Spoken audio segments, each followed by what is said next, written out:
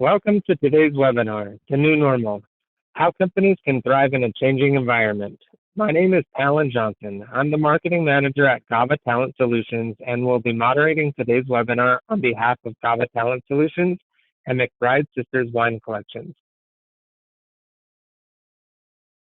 We'd like to thank all of the audience members who set aside some time to be with us today. We hope everyone is safe and healthy during these times and hope that the content of today's webinar will be of value to you in navigating the new normal. To go over a few housekeeping items before we get started, first, we want to make everyone aware that today's webinar is being recorded and will be sending a copy of the webinar recording and the slide deck to everyone who has registered for today's session. Next, we have enabled the Q&A function for this session. We'd like to encourage you to please submit any questions that you do have during the session via the Q&A chat window at any time. Our panelists will work to answer all questions that are submitted during the session at the end of the session. If there's not enough time to answer all questions at that time, our team will send answers to any unanswered questions via email upon completion of the session. Lastly, we'd like to encourage everyone to share their comments, feedback, and questions via email at info@gavatalent.com. Next, it's my pleasure to introduce today's panelists. First, I'd like to introduce Robin McBride, who is the co-founder of McBride Sisters Wine Collections, a wine company producing premium and super premium wines in New Zealand and the Central Coast of California. We're excited to have Robin on today's webinar as she shares her experience and insights in operating her business in the new normal. You can learn more about McBride Sisters Wine Collections by visiting their website at www.mcbridesisters.com. Next, I'd like to introduce Bill Armstrong, President of Gava Talent Solutions. Under Bill's leadership, Gava Talent Solutions has grown into an international brand supporting our clients with key hires and building large teams in deadline-driven environments all over the world. We're excited to learn from Bill as he shares his insights in guiding a global talent solutions organization through the new normal. Next, I'd like to introduce Paul Court, Director of Gava Talent Solutions. Paul manages global talent acquisition operations in the US and India, supporting clients in 100 plus countries. We're excited to hear Paul's insights of working with many different clients across a plethora of industries and the current trends of these organizations as they are adjusting to the new normal. It's now my pleasure to turn the time over to our panelists. All right, thanks very much, Talon. So thank you for joining us today and giving us some time to go through this very important topic with us. And so these are very unprecedented times. I don't believe any of us have ever gone through anything quite like this, that's developed quite like this, along with a level of uncertainty that's present in this particular case. And it's certainly something that's impacted our businesses in many ways, and in one of the biggest ways, it's had just a tremendous impact in the way we work and where we work. So I feel very lucky today that we have both Paul Court and Robin McBride here with us today to help us walk through some strategies for navigating what are some choppy and uncharted waters. So with that being said, Paul, I'll kick it over to you. All right, fantastic. Thank you, Bill. And as we talk about the new normal and how companies can thrive in a changing environment, the dialogue that I've had with leaders of companies and hiring managers is really around a number of key points that you'll see on the slide. Is number one, employees, are they able to access information from home? Are they properly set up with Wi-Fi and laptop and equipment and is all the information that they need accessible through cloud or some type of shared folder? Has been a very hot topic amongst the hiring managers and companies I've been speaking with. And then also how to effectively communicate in a remote environment. I think we're all used to seeing our work families in person and having that face-to-face interaction and, seeing if Susie or Joe comes in and their heads down and they're not having a good day, and we kind of pick up on those signals to see what's going on with our work family and make sure that everyone is okay. And so we've had to change our style of how we communicate with each other in a remote environment and still be effective. And I think also just the impact, it's, across the board, very different for a distribution manufacturing company that has a lot of warehouse or forklift drivers or hourly employees, and their accessibility to data and information and willingness or ability to work remote versus the technology companies that this is already a way of doing business for them, and it's not the new normal to them. So definitely look forward to having continuing dialogue on this. Anything, Bill, that you'd like to add to that topic? Yeah, and I think particularly on that last point, Paul, I think, in some respects we're operating in two different worlds here, as there are, some of us that are trying to figure out how to do this from home and how to still interact with our work families, as you put it, and how do we get by without that water cooler talk and stuff like that. And then you talk about a lot of these folks in the distribution and manufacturing sectors, and they're still working. They're still out there trying to keep the company moving along and keep products on our dinner tables. And so it's a very, very different world for them. And so then it becomes an issue of how do you keep those people safe, and how do you keep them motivated when everything that you hear when you turn on the news or radio is, stay home, stay safe. So very, very unique and challenging times with trying to, assimilate all of our population, into this new normal. So productivity, timekeeping. So, as we're having conversations with leaders throughout different industries, this is a very different time. How do you track productivity from employees at home? I've even heard employees are more productive by working from home, and we don't have the crazy commute traffic anymore, and spending 2 to 3 hours a day in the car, you can be more productive, actually working, in a remote environment. Timekeeping, compliance issues, a lot of talk from our publicly traded companies about internal controls and adhering to, the different guidances by the Sarbanes-Oxley Act of protection of data and payroll data, et cetera. And is that information safe? And are we protecting that data from, working in a remote environment? I think, that's been a hot topic as well, Bill. I don't know if you want to talk about kind of the compliance issues as well. And welcome your thoughts. Yeah, no, I think just to kind of, continue, what you're saying there, Paul, I think the compliance issues could be a whole other, issue in and of itself, because you get into, issues of, people's ability to be able to work based upon, as we're going to talk here in a minute, child care issues or elder care issues or things like that. If there are, people that were coming into the home that aren't coming into the home now. And then what if somebody does get sick? What if they, do come down and get diagnosed, with the virus? How does that work? And then if you're in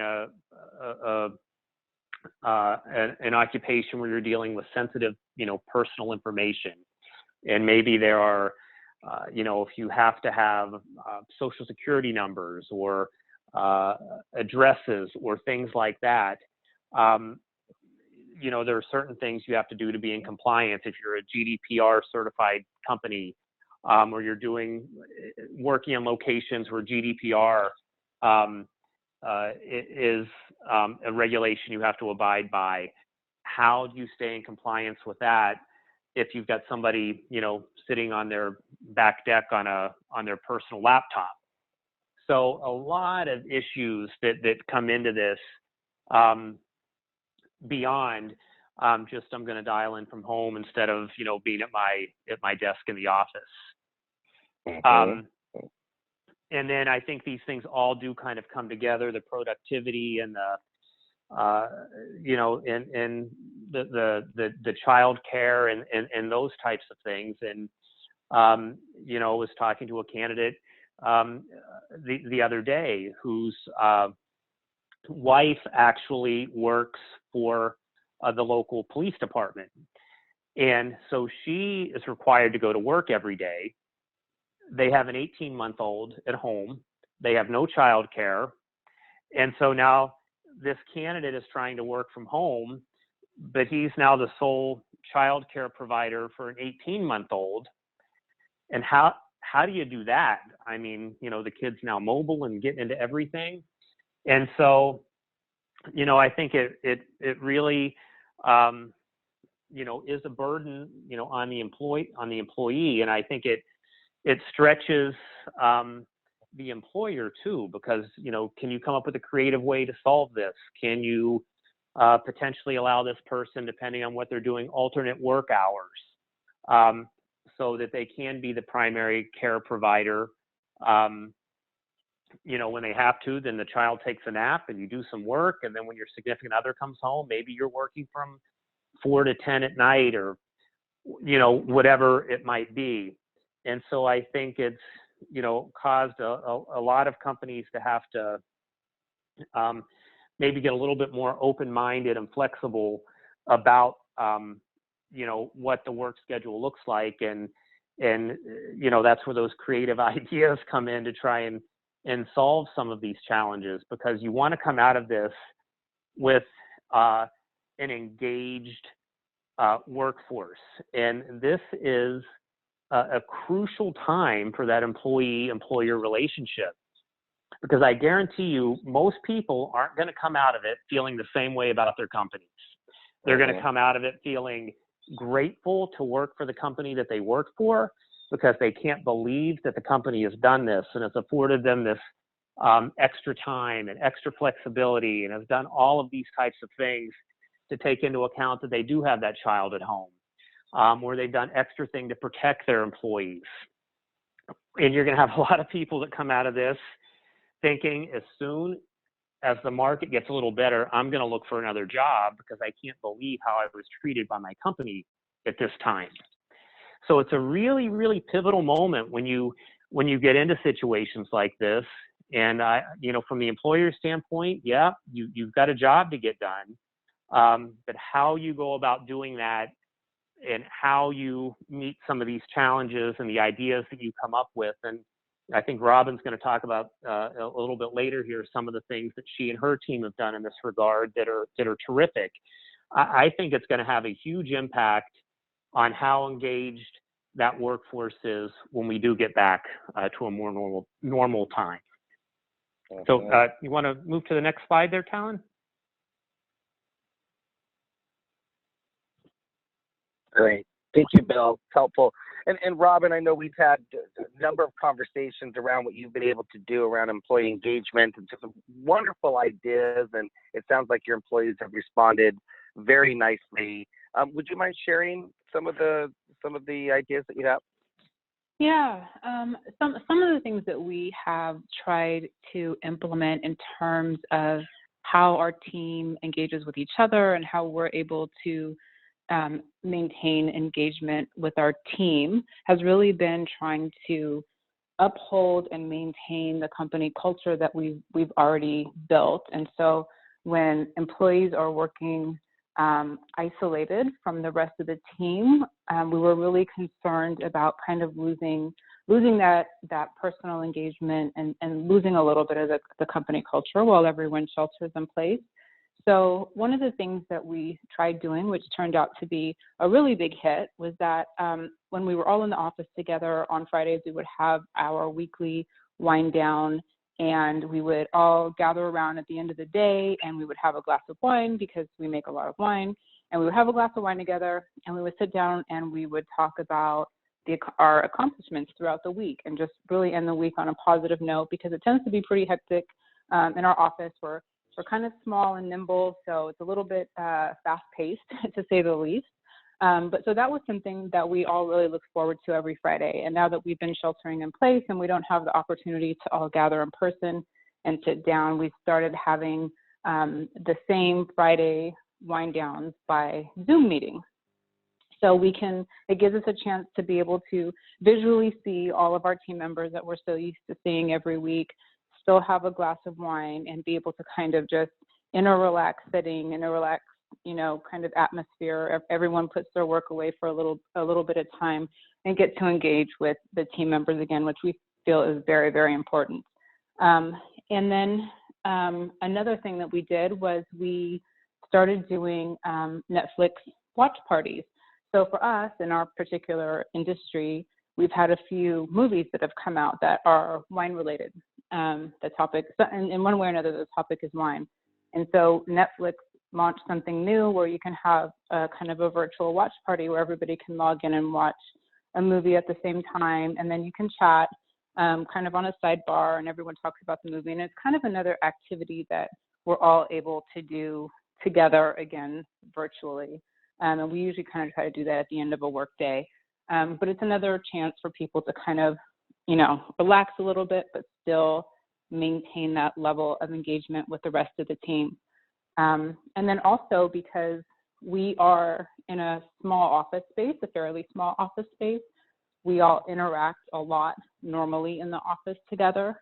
And so we have incorporated using just messaging systems. So for us, we use Google Messenger, and it kind of takes the place when we used to just look over our shoulder and, and call out to a team member and ask a question, or, where you would walk over to somebody's desk and talk to them about something, or just have a quick question. And that way it's still, throughout the day, there's still a level of engagement. People are still interacting with each other kind of beyond just email messages, maybe not quite to the level where you'd make a full-on phone call, but we still have that, real-time communication that goes on between team members, and we found that to be really useful as well. That's fantastic. Just out of curiosity, did you do any of this before the shelter in place, or are these all kind of new ideas as a result of working remote? Yeah, no, I mean, it's all really new. Us having the wind down on a Zoom meeting obviously is new since the shelter in place, but it's trying to maintain, some of what's normal in our company and in the organization.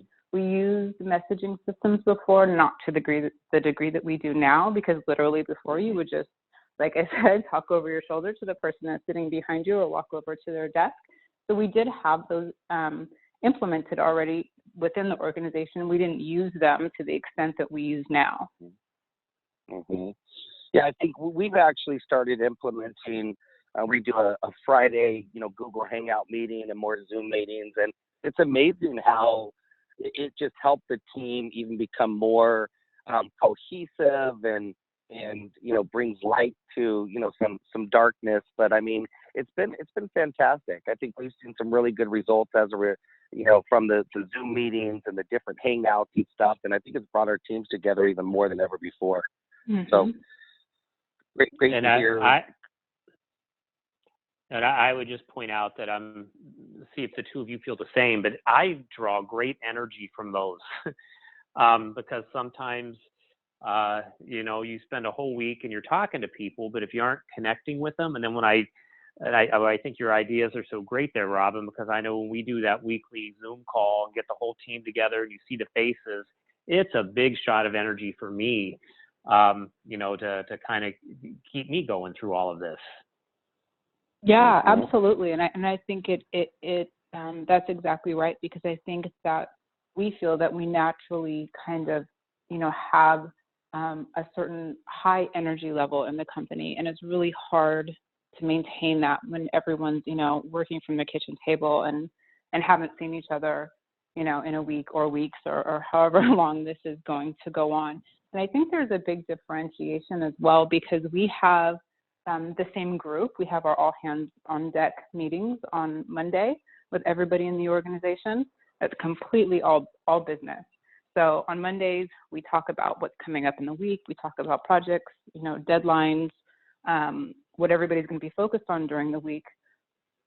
And then, and to the opposite of that, on Friday, it's not work. It's, what really cool thing happened? What are we doing this weekend? So we kind of have, two different ways that we get to interact as a whole company.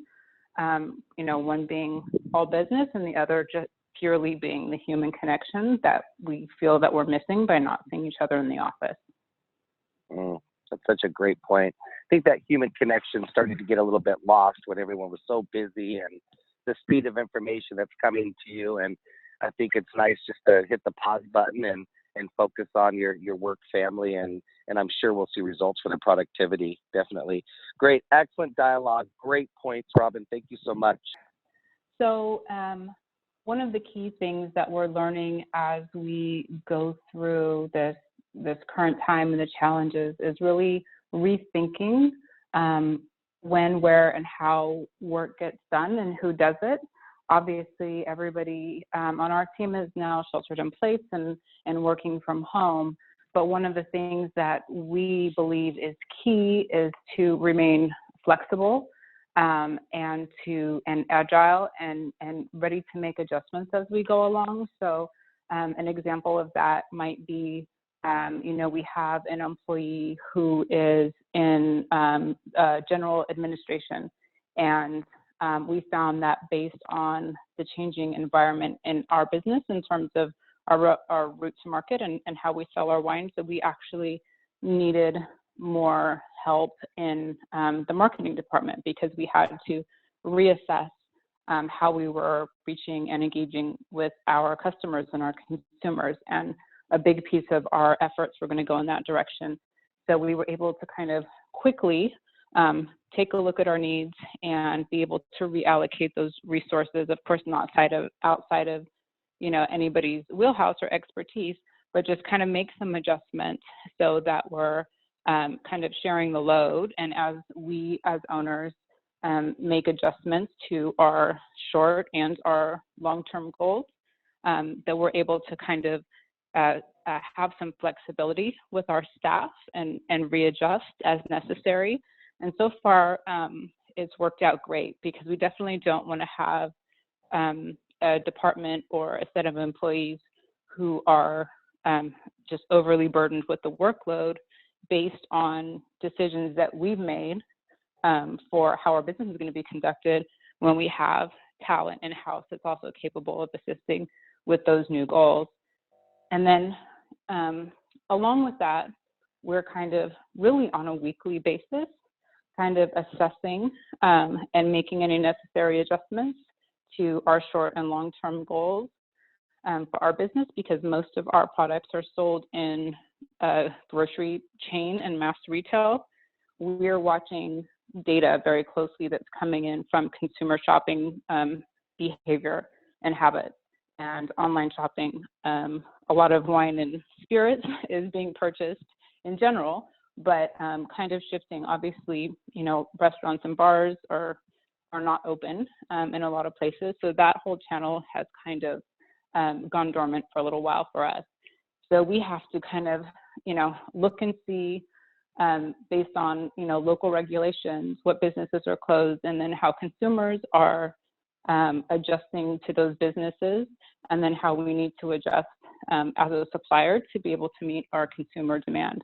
So really for us, it really is just about weekly, that we take a look, we assess, we adjust our plans, and then we openly discuss, with our staffs, with our departments, with the department heads about what the trends that we're seeing, and then we collectively make the decision about how to allocate our resources. Perfect. Okay. All right. So thanks, Robin. Some great points there and some great, real world points that I think everybody is having to try and figure out how to handle. And then, amongst the other impacts on the business are just a lot of the mechanics, some of the things that seem so simple that you took for granted of getting staff and bringing people on board. Now, all of a sudden, those things aren't necessarily so easy. Remote interviewing is something that's obviously taking off right now. Many clients, I think virtually every client that we are working with now is using some sort of remote interviewing to try and keep this process going with, during the shutdown. And that's one of those trends that I think will be interesting to see what happens to that, when we get back to work, because we talk about that a little bit later. But, some of these things, you talk about a new normal. I have a feeling this could be one of them. And then recently, the government did relax some of the standards on the I-9 form that all new hires have to fill out, obviously the employment eligibility form. And it had been, forever and ever, that you had to view the person's employment eligibility documents in person. And and they could not bring you any type of, copy of that document. You had to see an original document in person or have an agent do it, were basically the only ways that you could get that done and be in compliance. And that has now changed right at the end of March. I believe it was around March 20th or so. Homeland Security changed that regulation. At the time, they did it for 60 days. I think there's a good chance they could extend it out, potentially even beyond that. But now you can look at something. You can look at that over, a computer screen. If you're FaceTiming somebody or you're doing some kind of remote meeting with them and they show you their passport and you note on there that you've seen it, and I believe you would just write COVID-19, on the bottom of the I-9 form, and there's a spot in there that you would fill that in as to why you didn't see it in person. And then you have time, once you're able to go back to work, to then see the actual document and go fill it in. But that is one accommodation that's been made to deal with the reality of many people not being able to do that in person. And then, we talked a little bit about, some, jobs and, industries in high demand. And I think that, anybody that's been watching the news, you understand that anything involving, the healthcare industry, grocery stores are hiring, distribution centers are hiring, delivery companies can't find people, quickly enough.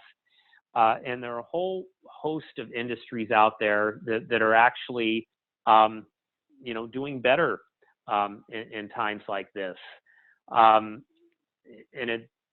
I think that those are the types of things that, at least that as long as we can get some of those folks that are still out there and these people are still working, it does continue to sort of, pump the lifeblood into the economy and kind of keep us going through some of these, tough times. And then finally, one of the other big impacts, we talked about this a little bit when we talked about compliance, but data protection. And there are some companies that might have been planning for quite a long time for an event like this, that they had a very updated business continuity plan.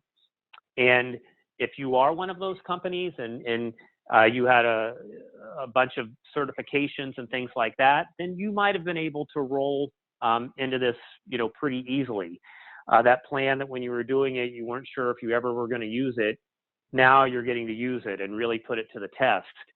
But there are a lot of companies out there that I don't think were quite ready for it. And I think, I don't want to say got caught by surprise, but maybe got caught a little bit by the speed at which this all happened. And we've talked a lot about, video conferencing and that sort of thing. And then, sure enough, Zoom had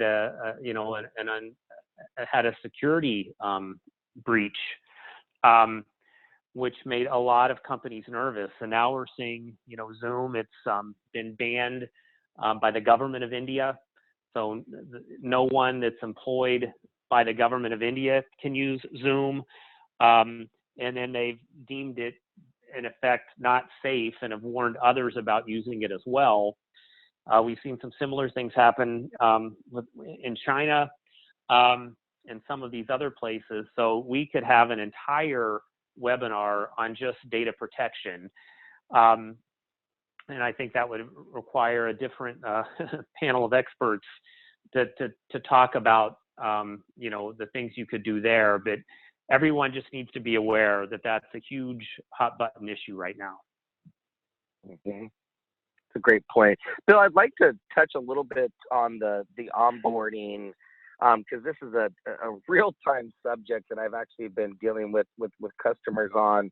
As you know, we recently had a corporate controller start for a furniture manufacturing company in Richmond, and the feedback that I received from the employee was very unique onboarding process. I mean, how many of us can actually say that we've hired an employee only through meeting them through video conference, and we've onboarded them without actually physically seeing them? So, you know, the feedback from the employee was you know, the onboarding process was not that smooth. And then as I talked to the CFO, you know, even her feedback was, I'm sure you can't a bit frustrated with the training, but this is a very unusual time. So I think we definitely just need to be conscious. We're used to showing up to work with you know, our cubicle all decorated and the swag on the desk, and we take the employee to lunch on the first day. And during these times, it's a very different onboarding process and experience for the employee. Yeah, good point, Paul. Good point. So we've been talking a lot about the impacts of this domestically, and unfortunately, by definition, you know, when you're in a pandemic, this is something that goes beyond the borders of you know, of just the United States. And what we're seeing on the global hiring front is many things that are very similar to what's happening in the United States. Is that you have stay-at-home orders in a lot of countries. Some of them are more restrictive than we have here. And in other places, you're seeing things where some of these other countries might be a little bit ahead of us, like in, you know, the APAC region, where we're starting to see some things come back to some degree. But in general, it's a very similar situation to things you're seeing in the States. And as I mentioned, now that, you know, we are starting to see some of these factories come back online. And one of the things that we're seeing is, and I'm talking about some of the ones, we've got a client with a factory in Thailand, for instance, and so that factory is now back up and running, but they still have to maintain social distancing. So people within the factory in this assembly line still have to be 6 feet apart. And so where you maybe before they were a foot apart, and, you know, maybe you had 5 people on that section of the line, now you've got 1. And so what that means is the factory is up, it is running, but it's maybe at 25, 30% of capacity. And so then you get into things with the distribution chain and the availability of the product. And so those are ongoing concerns, even when you hear that a country, you know, is coming back and they're releasing, you know, some of these stay-at-home orders and things like that. Very oftentimes it's a situation like that where things might be starting to open up now, but they really are not at full capacity. And then I think another thing that you need to know if you're looking to hire globally is that nearly every country has some type of assistance program or protections in place that's been legislated, you know, protect both employers and employees. And these are not one-size-fits-all type things. If you look at them for 5 different countries, you're going to find 5 different sets of regulations. Some might be somewhat similar, you know, to what we've done over here, you know, with the payroll, you know, protection things that Congress has just done. Many of them will be quite different. And so, what I would encourage you to do, if you know particular countries that you're looking to get into, you're going to have to, on a case-by-case basis, sort of, research that, what might be available to you there. Might there be some enticing things to hire somebody in one of those countries right now? And then, what are the things that you have to know that you can and can't require from, employees in times like this? So still a lot of uncertainty. I think all of the eyes are going to be on the APAC region because they sort of came into this first, and they're starting to open up first. Hong Kong is starting to get going a little bit more. Japan got going and then had to back off a few things because they started seeing the infection rate go back up again. So still a very, very fluid situation, to say the least. And then, you layer the other thing on top of it, just the travel challenges. And I think that even in these global hires, that still somewhere along the way, the employer wants to meet the employee, and maybe they fly over to do a final interview, or, they have local people that can maybe do some of those things, but at some point, if they're headquartered in the U.S., they're going to want to bring the person over, or they're going to want to go over there. And so that obviously has basically come to a complete halt. It seems that obviously no one is traveling right now. So that's been another thing. The remote interviewing comes into play here. That people are really having to change and rethink, how they go about doing this. I will say that in a given week, I am having somewhere between, 5 to 10 meetings with clients talking about hiring internationally. And so there are a lot of plans that people have out there to do this. And so I think everybody's kind of sitting on the sidelines right now and trying to get an idea of what's going on. But I do think that, this market's going to open up, potentially, quite quickly, as soon as, reasonably possible. And I do think that you're seeing people that were thinking about going, particularly into, the Asia Pacific area, are keeping a close eye on that. And there's some school of thought that maybe they can even begin to do some of the hires over there that they might need as they get those things up and running before they can do some things in the United States. So very interesting, a lot of moving parts, very dynamic situation right now. And so it'll be interesting to see, how all of this develops, in the next, month or two. So one of the things to wrap it up here is, those of us that have as much gray hair as I have been through some things like this before. This isn't the first, economic slowdown or, recession or whatever you want to call it, that I've been through, and I think that many leaders have been through. I think this is the most unique one, given all of the circumstances and given the uncertainty and the factors that are involved, which are way beyond economic factors that will determine when things pick up again.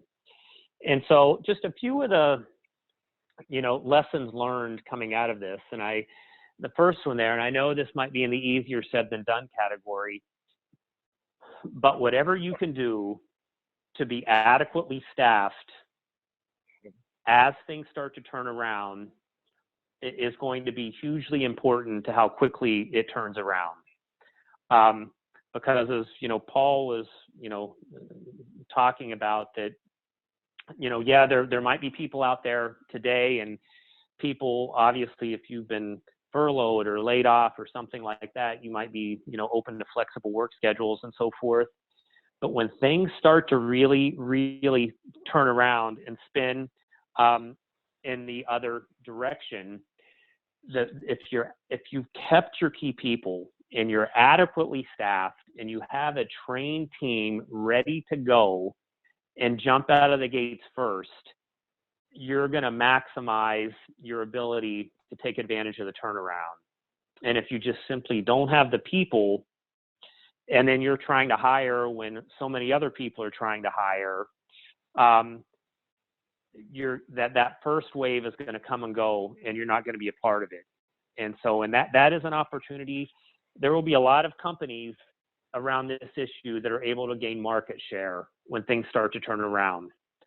Because if you're ready and somebody else isn't, and you get out of the pits faster, you're going to take that business that would have gone to somebody else.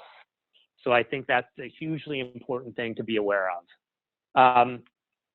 Next, which I think has been, one of the themes that we've talked about today, and, Robin had talked about this as well, is, be flexible.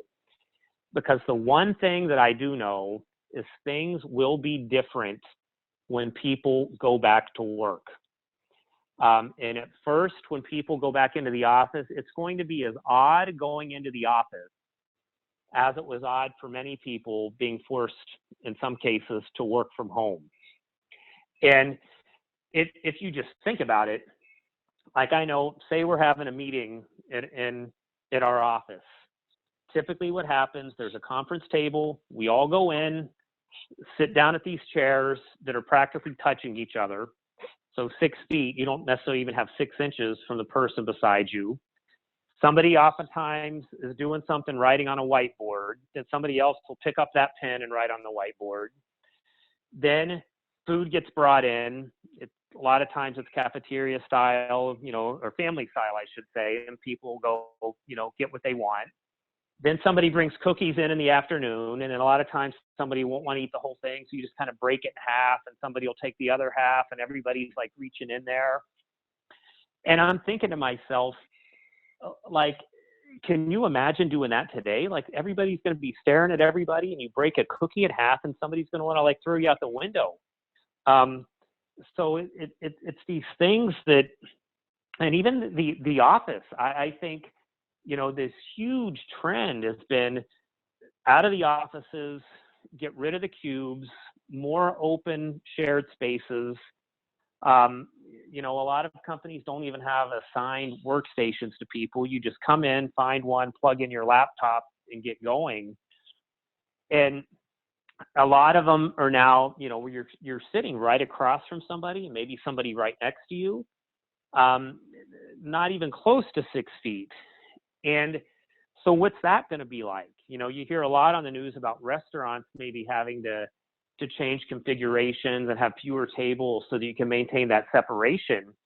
I think as we plan for the recovery, people are going to have to take a look at their office layout and things like that too, and figure out if that's going to work, because it's going to be a huge challenge getting the workforce comfortable again, working in that environment in close quarters, with their fellow employees. Then just, a couple of other things. I think, one of the things in the early returns from China has been that some of these things have been coming back more quickly than anticipated. And they are seeing certainly that there was some pent-up demand. I think particularly, for a lot of consumer goods and things like that. So I think you have to be, prepared for that. And so you don't miss that first wave, but you have to be prepared that there could be some pent-up demand there, that when people are ready to go, they may all be ready to go at once. And then I think the last part is, I think 4 and 5 kind of go together, and that you can't over communicate in a time like this, both within your company and externally with clients. And you need to share information to people. You have to tell them what's happening along the whole journey. And I think that's certainly something that builds trust. And then you want to share what you've learned through this, because the companies and the way they operate are learning things, many things that are going to change, the way we work in the future. And so I think this is a you know, a huge point as well, is share that information, and, you know, communicate. And then, you know, Robin, I'm sure this is something that a topic, you know, of that you've had to spend some time thinking about, and in terms of planning, you know, for that recovery, and thinking about what it'll be like as things begin to open up. And, you know, would you just like to, you know, share a thought or two on this point about, you know, some of your thoughts on how we can begin to get back to normal? Yeah, I mean, I think for us that we are just kind of, you know, in terms of planning, just kind of overestimating, I guess, kind of a return to what the new normal might look like in terms of time. So we're not really pushing to try to get things back, you know, exactly the way that they were. We know that that's never really going to be the case. So in terms of our, you know, our company goals, our production, our sales goals, we've just really put everything back by 2 quarters of the year, basically. We've just, you know, just said, you know, none of the things that we thought were happening now and over the last month, we're just going to push it 2 quarters ahead. And then in terms of organizationally, we're just looking to reevaluate how we can maintain a level of productivity. And just like we've been talking about today, is really about supporting our employees and maintaining a level of flexibility. I don't think that we are ever going to go back to a sort of rigid organizational system that we have been in the past. I think that we are going to look towards our staff and towards our team members for feedback, and, you know, take that into consideration when we look to see how we're going to go forward once we get out of the current situation. But I think it really all comes down to knowing that we have the right team members and relying on their expertise and their productivity, which they've shown, you know, to be excellent at maintaining while we've been sheltering in place, and then adjusting, and probably in, you know, baby steps to some extent towards getting back to probably what will be our long-term, more normal workflow and more work environment. Other than that, and in terms of the company itself, like I said, we just kind of pushed everything out a couple of quarters. And again, we reassess weekly. So that might change, but we've kind of taken the burden off of ourselves to be able to give ourselves the time and flexibility to assess and to adjust quickly if need be, and to be able to make the changes that are the best for the company and for the employees themselves. Yeah, thanks, Robin. And I think, you know, one of the things that you know, had mentioned a time or two was that you're looking at this and making decisions and sort of, you know, refiguring things weekly.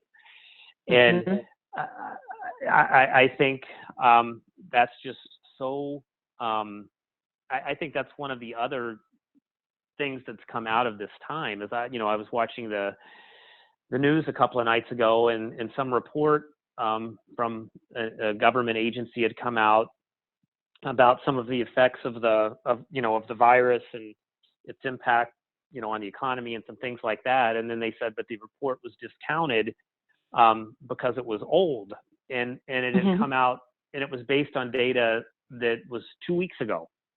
Right. And so things are so dynamic that yeah, I'm sure, and I'm sure you look at this weekly and you probably see quite a few fluctuations week to week. Sure. We do. And, you know, in hindsight now, it's almost a luxury to have been able to have an annual plan, you know, with quarterly goals. And then we all, you know, worked towards that, and it didn't really fluctuate very much. That's not the state that we're in anymore. And particularly when you have a consumer product, because it's really all based on consumer, you know, purchasing behavior in this new environment, and given the current the current situation that we're in. So we've had to, for my sister and I, as owners of the company, we've had to commit to staying flexible and to position ourselves with a bit of a longer lead time to deviate from any goal that we had last week, that we need to recreate this week. So for us, it's also a state of mind. We can't make really rigid plans and goals that we expect our team members to adhere to. We really have to change our own way of thinking and be able to focus on the changing environment weekly and make decisions based on that, and know that our team believes and supports our decisions and that they're able to adjust. Yeah, excellent point, and great feedback there. All right. Thank you, Robin and Bill and Paul, for your insights today. We really appreciate that, and I'm sure our audience has learned a lot from all the insights you have given to us. We do have a few minutes for a Q&A session now, and we've had some questions come in, and I'm going to pose some of these questions to our panelists now, starting with our first question, which was, how does recruiting work now? I'm looking to hire and I'm not sure how to do it. This is a great question. I'll take this one if that's okay with the panelists. Great question that's asked by multiple hiring managers recently. There's a number of things that have changed, but we're still seeing a really good amount of hiring amongst our clients during shelter in place for both essential and non-essential businesses. The major difference is interviews and onboarding is conducted via video conference or phone interviews. Luckily, the Department of Homeland Security has also relaxed the regulations for employers required to see the I-9 documents in person. And of course, at this time, if it's non-essential, all work is being performed remotely. So this is a great question, and definitely something that our hiring managers have been asking frequently. I hope that helps. All right. Thanks, Paul. And our next question is, in spite of the current downturn caused by COVID-19, are there certain job segments where your organization is continuing to experience ongoing growth? And can you list or describe those segments/areas for us? Mm-hmm. Most definitely. I can take this one as well. Well, I'm seeing, really no set pattern, but we're definitely seeing movement in a number of industries that would include biotech, pharmaceutical, certain manufacturing companies that are, to give an example, a company that provides a technology for grocery stores where the old school manual changing the prices of each of the food items is being replaced with technology where it can be done remote, it can be done from a corporate headquarters to keep the prices up to date, which is definitely, it seems like a hot industry, especially during this type of environment. We're also seeing demand for revenue analysts, sales analysts, sales and marketing to be able to get the products that are still in demand to market in front of prospects at different levels, and human resources to help, whether it's onboarding, whether it's offboarding, or working with candidates that have been, or employees that have been affected by layoffs or furloughs, and making sure there's a smooth transition. All right. Thank you, Paul.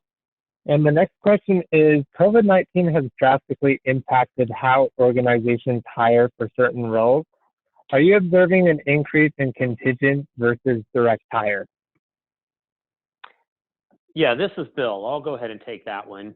Another really good question. And yes, we are seeing an uptick in the contingent or interim workforce. I think we're at that stage now where things are starting to move again to some degree. When things, first happened for many of us in the middle of March and the shutdowns were announced, it was, as we discussed, something that was very paralyzing to organizations. And so now we're at a point where people are realizing that this is, the new normal, and work still has to get done. And there were companies that had a lot of open positions when this occurred, that many things they were hiring for. And now it's just gotten to the point where they can't put the work off anymore. And so what we're seeing is that with that realization that all of these things we have to figure out a way to keep moving forward, we are starting to see a nice uptick in some of this contingent or project work getting handled.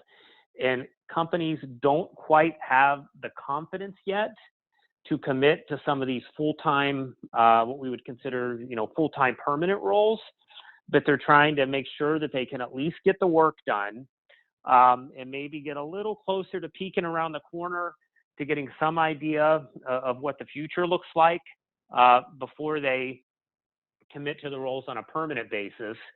And then this is also an opportunity. We're starting to see some of what we would call those temp to perm opportunities that I think a lot of these roles that people are going into are roles that in a perfect world, 5 months ago, the companies would have hired a direct hire employee. But now, just lacking that confidence and lacking some of that foresight of what's going to come next, they're doing that on a more of a temporary basis. And so there are some real opportunities for folks in those roles. Get in there, do a good job, learn the company in these difficult times, and then have an inside track to potentially getting that job when the company does open it back up. All right. Thank you, Bill, for that. And we have time for one more question, and that came in as, how, in your opinion, is the current downturn caused by COVID-19 impacting your organization's hiring practices differently than the one caused by the economic recession in 2008? I'll take that one as well. This is Bill again. And I think on this one of the big differences is just the speed with which this occurred. That I think typically when you have these recessions, and I know in 2008 we had the mortgage crisis and all of those things. There was a pivotal time there where, over that one weekend where everyone got together with the major banks and even the presidential candidates were coming together, and then as they saw this thing escalating, and then came out, with a plan to help get us through it. But there were a lot of indicators before that the economy was cooling off, and there were some signs that this was going to happen. And then as we were into that recession, it sort of gradually came down. We sort of bottomed out, and then it was a long, gradual, build back up. And that's usually how those things happen. And in this one, it hasn't been that way. It was almost as if someone turned off the faucet, and there were not a whole lot of people before the COVID-19 situation predicting doom and gloom for the economy in 2020. So that, I think, has been the big difference. Is companies really haven't had any time to adjust, that they've been kind of doing this on the fly. There's been no game plan for this. There's not a lot of experience that people can rely on. And so I think when people did that, as I'd mentioned before, it just turned off the hiring like somebody was flipping a switch. And now I think that you're starting to see it come back. And I think what's going to be interesting about this as we come out of it is, what does it look like going forward and how it impacts hiring? Because I'm hearing a lot from our larger clients that when they do come back, that they're going to be having situations where they may have staggered work hours. They may have staggered days of working, and certain groups go in on Monday and Tuesday. Other groups go in Monday, Wednesday, and Friday, or maybe nobody goes in on a Friday. So you're going to see some situations like this, which then I think would impact how they hire, who they hire, and what how can the person that they're hiring fit some of these things, into their work schedule and adapt to it. So I think just a lot of these unknowns, make this very different from a hiring perspective. And I don't think any of us should expect that when things get better, that all of a sudden hiring, work schedules, work hours, everything are just going to be, completely how they were before this happened, because I just don't think that's going to be the case. And then I think but there is still some hope in some segments out there that we would have, kind of the V recession. There's certainly debate about this, but it came down quickly. Hopefully it bounces back quickly. But even bouncing back quickly, things will be different. All right. Thank you, Bill. So we've run out of time, and it looks like there were some unanswered questions. As a reminder, we'll be sending answers to the individuals who submitted questions via email upon completion of the session. We'd like to thank our panelists for their time today and the valuable insights which they've shared with us. We'd also like to thank all of the audience members who spent time with us today. We'll be sending a copy of the webinar recording and the slide deck to all registrants upon completion of the session. Lastly, we'd like to encourage you to share any comments or questions that you do have with us via email at info@gavatalent.com. Have a great day.